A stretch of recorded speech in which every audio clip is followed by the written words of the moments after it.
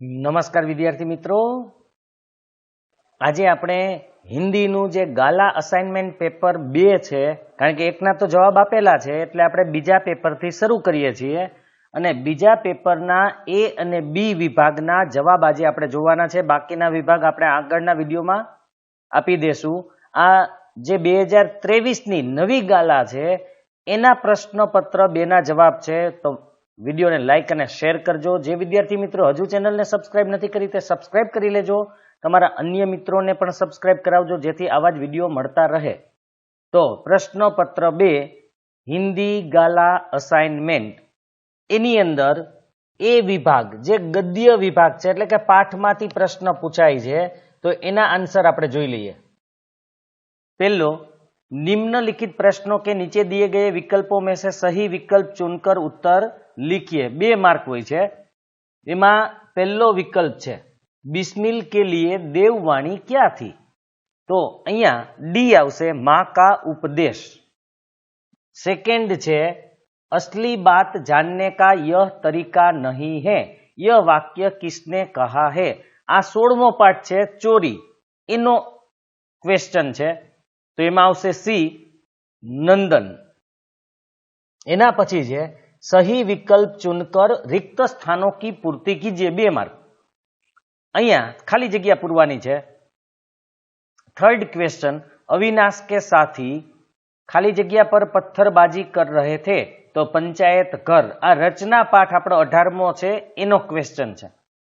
चौथो, खाली जग्या को पढ़ने का शौक था तो ये शादीराम के बड़े भाई. आ अल्बम पाठ છે 20મો, એનો क्वेश्चन છે. ત્યાર પછી જોઈએ આપણે निम्नलिखित वाक्यों में से सही वाक्यांश चुनकर पूरा वाक्य फिर से लिखिए. खास याद रखજો 2 मार्क હોય છે. વાક્ય તમારે ફરીથી લખવાનું છે. અહીંયા મેં ખાલી તમને ટીક કરીને આપેલું છે, પણ તમારે ફરીથી લખવાનું છે. કેવી રીતે? गरीब अपनी जीविका चलाने के लिए ... धनोपार्जन में लगा है.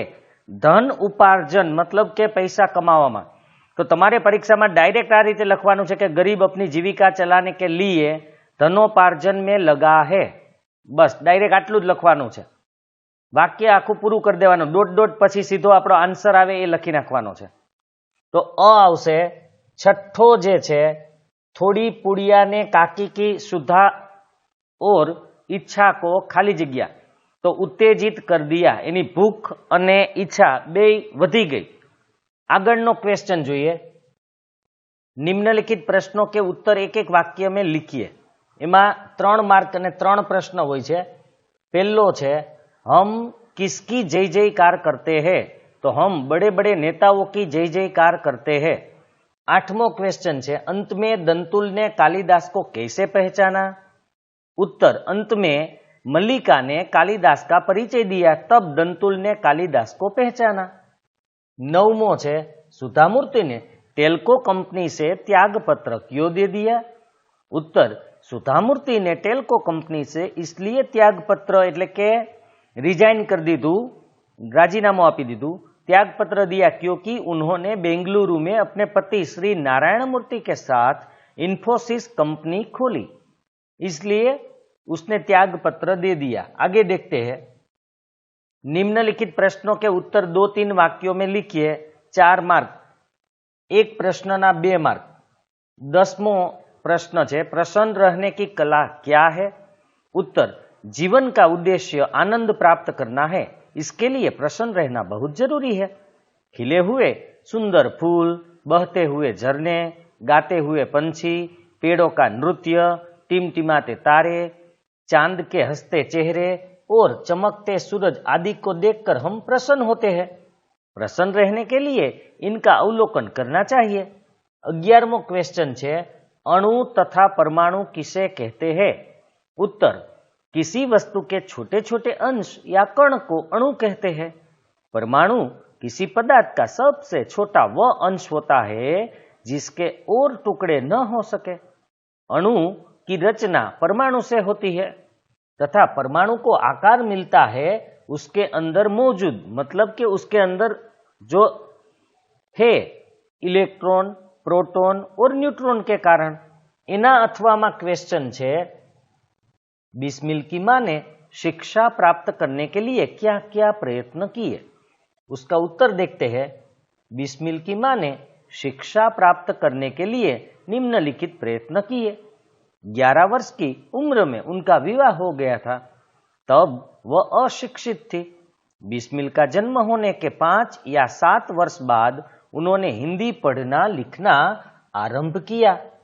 मोहल्ले की सखी सहेली जो शिक्षित थी उनको अक्षर बोध करती थी, मतलब के इन्हें भणावती थी, इन्हें अक्षर ज्ञान आपती थी।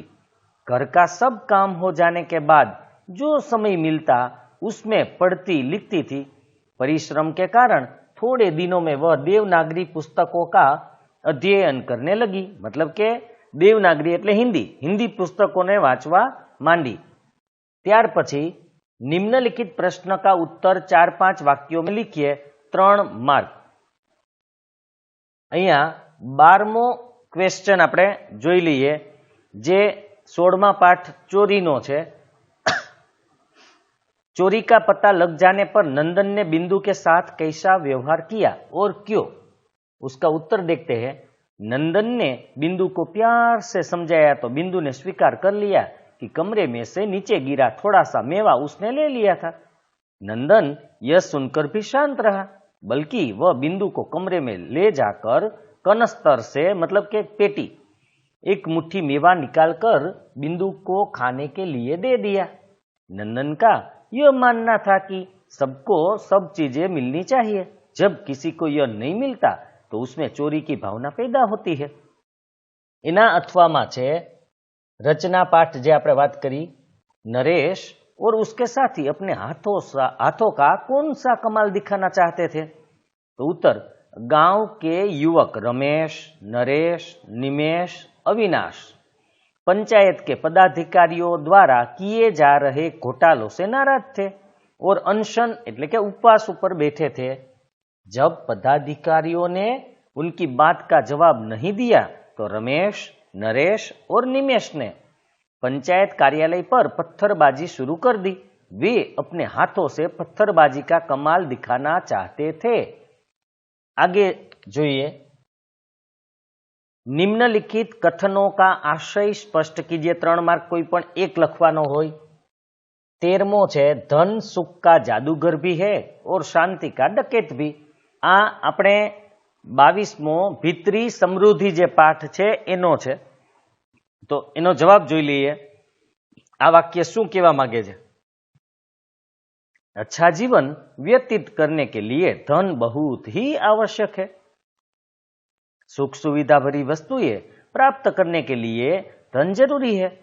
धन से सभी प्रकार के सुख मिल सकता है। ऐशो आराम का जीवन भी जी सकते हैं, किंतु धन मुसीबत का कारण भी है। जब मनुष्य को धन मिलता है तो वह ज्यादा से ज्यादा धन प्राप्त करने के रास्ते खोजने लगता है। ज्यादा धन पाने की कोशिश में मनुष्य अपनी शांति और सुख चैन खो देता है। उसका मन अशांत रहता है। इसलिए हम कह सकते हैं कि धन सुख का जादूगर भी है और शांति का डकैत भी। शांति भी हमारी छीन जाती है ज्यादा धन पाने के कारण। एना अथवामां छे बुढ़ापा बहुधा बचपन का पुनरागमन हुआ करता है। उत्तर देखते हैं। कहते हैं बुढ़ापा बचपन का ही एक रूप है। वृद्धावस्था में मनुष्य की हरकतें बच्चों जैसी हो जाती है। वृद्धावस्था में मनुष्य के अंग प्रत्यंग कमजोर हो जाते हैं और उन्हें बच्चों की तरह दूसरों का सहारा लेना पड़ता है। दिमाग कमजोर हो जाता है और याददाश्त बच्चों की तरह हो जाती है। दांत गिर जाते हैं और मनुष्य का मुंह बच्चों की तरह पोपला हो जाता है। बच्चों की तरह वृद्धों को मान अपमान की परवाह नहीं होती। जैसे बच्चों की बातों पर ध्यान नहीं दिया जाता, उसी तरह वृद्धों की बातों पर भी ध्यान नहीं दिया जाता। उनकी इच्छा अनिच्छा का भी कोई महत्व नहीं होता। वृद्धावस्था और बचपन की अधिकांश बातों में समानता होती है। इसीलिए कहा जा सकता है कि बुढ़ापा बहुधा बचपन का पुनरागमन होता है। अब विभाग बी, पद्य विभाग, मतलब के कविता जे छे एना उपरथी प्रश्न जवाब आपणे आपवाना होय छे। पेला पाठ उपरथी आपणे जे आप्युं ए ज रीते कविता के काव्य ઉપરથી આપણે આપવાનું છે પદ્ય વિભાગ। એમાં પહેલું છે निम्नलिखित प्रश्नों के नीचे दिए गए विकल्पों में से सही विकल्प चुनकर उत्तर लिखिए। 2 मार्क। मोती और धागा खाली जग्या के प्रतीक है तो एकाकार एक बीजा में मिक्स थी जाए, एक थी जाए। 15 गोपी श्री कृष्ण से खाली जग्या प्रेम करती है, निश्चल। सही विकल्प चुनकर रिक्त स्थानों की पूर्ति कीजिए। 2 मार्क। मीरा खाली जग्या की भक्ति करती थी, श्री कृष्ण। 17 गंगा यमुना नदियों का जल खाली जग्या से ग्रथित है तो ज्योति। आगे જોઈએ निम्नलिखित वाक्यों में से सही वाक्यांश चुनकर पूरा वाक्य फिर से लिखिए। 2 मार्क। આપણે આગળ પણ કીધું તો ફરીથી લખવાનું। खरहा भागा क्योंकि शिकारी कुत्ता पीछे पड़ा था। आ वाक्य તમારે અહીંયા લખી નાખવાનું છે। પેલા खरहा भागा क्योंकि शिकारी कुत्ता पीछे पड़ा था। 19मो क्वेश्चन है नवयुग के नयनों में ब अग्नि के जलते हुए पुंज भरे है। त्यार पछी निम्नलिखित प्रश्नों के उत्तर एक एक वाक्य में लिखिए। 3 मार्क अने 3 क्वेश्चन होय छे तो आपणे पहलो क्वेश्चन जोईए। साधु मौन क्यों धारण करते हैं? तो उत्तर है यदि कोई साधु से कोई प्रश्न पूछ ले जिसका उत्तर उन्हें न आता हो, उसका उत्तर ना देना पड़े, इसलिए साधु मौन धारण करते हैं और इस तरह उनका धर्म संकट कट जाता है। 21मो है महाजागरण गर्जन से किसकी प्राप्ति होगी? महाजागरण गर्जन से लोगों में निरंतर चेतना की प्राप्ति होगी। 22मो है कश्मीरी हवा क्या गाती है? 17मु આપણું જે काव्य છે એનું છે कश्मीर तो उत्तर कश्मीरी हवा गीत गाती है। આગળનું જોઈએ અને હા મિત્રો આ બધા હિન્દીના બધા પાઠોના સમજૂતીના વિડીયો કાવ્યોના સમજૂતીના વિડીયો પણ આ ચેનલ ઉપર મૂકેલા છે। તમે પ્લેલિસ્ટમાં હિન્દીનું પ્લેલિસ્ટ ખોલશો એટલે તમને બધું મળી જશે। એ ઉપરાંત ગયા વર્ષના પણ ગાલાના પેપર મેં સોલ્વ કરીને મૂકેલા છે તો એ પણ તમે જોઈ શકો છો। અને આ પ્રશ્નોના જવાબ તમને આપણી જે સાઇટ છે બાલાજી ક્લાસીસ jamnagar.blogspot.com જેની લિંક ડિસ્ક્રિપ્શનમાં આપેલી હોય છે ત્યાં લખેલું જ હશે કે પ્રશ્ન જવાબ નિબંધ એ બધું જોવા માટે નીચેની સાઇટ ઓપન કરો તો એ તમે જોઈ લેજો અને છતાં પણ ન મળે તો મને આ નંબર પર મેસેજ પણ કરજો જેથી હું તમને અહીંયા મારા નંબર છે જ આ નંબર ઉપર મેસેજ કરજો એટલે લિંક મોકલી આપીશ अथवा કોમેન્ટમાં બતાવજો એમાં પણ હું લિંક મોકલી આપીશ। આગળ જોઈએ निम्नलिखित प्रश्नों के उत्तर 2-3 वाक्यों में लिखिए। 4 मार्क। एमा 23मो है तोते ने आज 19मु આપણું काव्य है तोता और इंद्र। तोते ने सूखे वृक्ष पर रहने का कारण क्या बतलाया? क्या आप उसे ठीक समझते हो? तो उत्तर देखते हैं। तोते ने उस सूखे पेड़ पर रहने का कारण यह बतलाया कि इस पेड़ पर मेरा जन्म हुआ था। मेरे जन्म के समय यह पेड़ हरा भरा और सारे वन की शोभा था। इस वन में तब इससे सुंदर कोई भी वृक्ष नहीं था। मेरे बचपन से लेकर आज तक इसने मुझे छाया दी है, हमेशा मेरे सुख दुख का साथी रहा है। मैं ऐसे साथी को उसके बुरे दिनों में नहीं छोड़ सकता। तोते की यह बात मुझे बिल्कुल सही लगती है क्योंकि सच्चे साथी वही होते हैं जो दुख में भी साथ निभाए।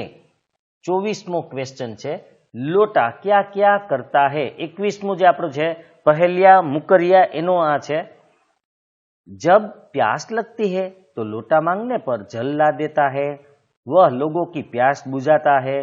लोटा देखने में तो छोटा लगता है पर उसमें पानी काफी होता है। एना अथवा में छे मोती और धागे के द्वारा कवि संत रैदास क्या कहना चाहते हैं? तो उसका उत्तर देखते हैं। मोती और धागा दो अलग अलग वस्तुएं हैं लेकिन मोती जब धागे में पिरोया जाता है तो दोनों एकाकार हो जाते हैं। संत रैदास मोती और धागे के माध्यम से कहना चाहते हैं कि उनकी भक्ति आत्मा और परमात्मा यानी कि भक्त और भगवान के एकाकार हो जाने की है। निम्नलिखित प्रश्नों का उत्तर 4-5 वाक्यों में लिखिए। 3 मार्क 2 मांथी 1 प्रश्न आपणे लखवानो होय छे આગળની જેમ જ। तो एमा 25मो क्वेश्चन है कृष्ण की मुरली का ब्रज की स्त्रियों पर क्या प्रभाव पड़ा? उत्तर देखते हैं। ब्रज की स्त्रियां कृष्ण की मुरली की धुन की दीवानी थी। श्री कृष्ण ने अपनी मुरली की मनमोहक तान मतलब के धुन से ब्रज की समस्त स्त्रियों का रिझा लिया था, मतलब के उसको प्रसन्न कर लिया था। अपनी मुरली की धुन से जैसे उन्होंने ब्रज की स्त्रियों पर कुछ ऐसा जादू टोना सा कर दिया था कि वे उनके हृदय में बस गए थे। हालत ऐसी हो गई थी कि किसी को किसी की परवाह नहीं थी। ब्रज के सारे स्त्री पुरुष कृष्ण की मुरली की धुन पर मुग्ध हो गए थे। एना अथवानी अंदर बात करिए तो भक्ति में लीन मीरा को लोग क्या क्या कहते थे और क्यों? तो उसका उत्तर देखते हैं। मीराबाई श्री कृष्ण के प्रेम में इस तरह रंग चुकी थी कि संसार के प्रति विरक्त हो गई थी। वह अपने सांसारिक जीवन को बिल्कुल भूल चुकी थी। मीरा श्री कृष्ण के प्रेम में पैरों में घुंघरू बांधकर नाचती थी। यह देखकर लोग उन्हें पागल कहने लगे थे। वे साधुओं की संगति में बैठती थी। यह देखकर लोग उनकी खिल्ली यानी कि मजाक उड़ाया करते थे। उनकी सास और राणा को मीरा का यह भक्ति भाव जरा भी अच्छा नहीं लगता था। इसलिए सास उनको कुलनासी कहती थी और राणा को लगता था कि इसको जीवित ही नहीं रहना चाहिए। इसलिए उन्होंने मीरा को जान से मारने के लिए विष का प्याला ही भेज दिया था। इस तरह भक्ति भाव में लीन मीरा को लोग तरह तरह से संबोधित करते थे। હવે આગળનું જોઈએ।